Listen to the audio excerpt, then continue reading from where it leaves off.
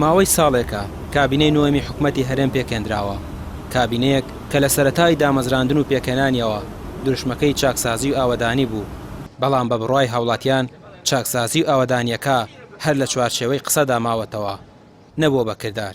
بگرە زۆر لە پێشتریش دۆخی دارایی و ئابووری خەڵک خراپتر بووە.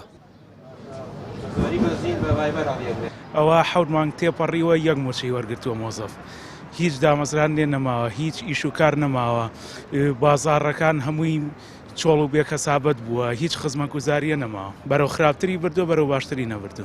پێم وایە پاشیلترین حکومەت ئەم حکومەتەی کە ئێستا مەشر بارزانانی و قوبات تاڵەبانی بن بەڕێوە لە 91ەوە حکومەتەکانەوەی پاشیل بووە، لە دوای 92 کە دوای ڕاپڕینکە انتخاباتی یەکەم کراوە کە حکومەت دروستکراوە دامەزرێنرا هەمووی پاشیل بووە، بەڵام ئەم حکومەتە لە هەمووی پاشیلترە، یعنی لە هەموو حکومەتەکان زیاتر میلەتی برسی کردو، ڕوتە ڕەجاڵی کردو، هەژاری کردو، ڕیسوای کردووە، یعنی لە کەسایەتی خسووی لە کەسایەتی خسووی. کابینەی هەشتم پاشەکەوتی موچە و دواکەوتنی موچەی بە دوای خۆی داهێنا. کابینەی نۆیەمیش لێبڕینی سەدا 21 موچە و نەبوونی موچە و بێکاری و بێبازاڕی. ئێستا ئەوەی موچەخۆر بێت و کاسبکار بێت هەمووی ژیانێکی نەمرۆنەژی دەگوزارێنن، دەیان کێشەی کۆمەڵاتی بەهۆی خراپی ئیدارەدان و بێباکی حکومەت کە لە ئاست ئەو کێشانەدا سەریان هەڵداوە خۆی کەڕ کردووە، دیاردەی خۆکوشتن و هەڵوەشانەوەی خێزانەکان لە تاو قەرزاری و بێپارەیی زیادی کردووە. شۆڕشی میسر لە خۆسووتاندنی کاسبکارێکەوە دەستی پێکرد.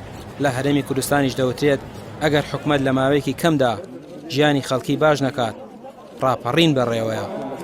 وەڵاهی لە هەموو حکومەتەکانی تر خراپتر هەڵێت سەنگێن.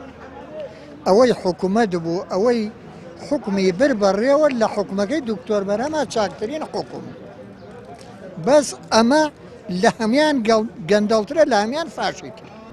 ئەگەر حکومەتێ نەتوانێت معاشی هاوڵاتیەکانی خۆی بە ئەوکەی حکومەتە کە نەتوانێت معاش بە ترشی چیکەی نەکردووە، هاوڵاتیانی خۆیان تاقی کردوێتەوە.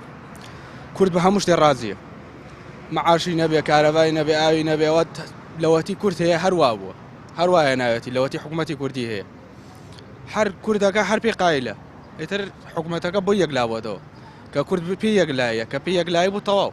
بە بڕوای بەشێک لە هاوڵاتیان گۆڕانی کابینە یەک لە دوای یەکەکان هیچی لە ژیانی خەڵکی نەگۆڕیوە، بگرە بوونەتە نەهامەتیش بۆ خەڵکی کوردستان و توانای گۆڕانکاریان نییە، چونکە گەندەڵی لە هەرێمی کوردستان ڕیشەی داکوتیوە و لەبەر حیزب و خزم حکومەت ناپڕژێتە سەر هاوڵاتی بەژمەینەت، بەڵام ئەگەر ئەم دۆخە لەوە زیاتر درێژە بکێشێت ئەوە حیزبە دەسەڵاتدارەکان دەکەونە بەر شەپۆلی تووڕەیی جەماوەرەوە.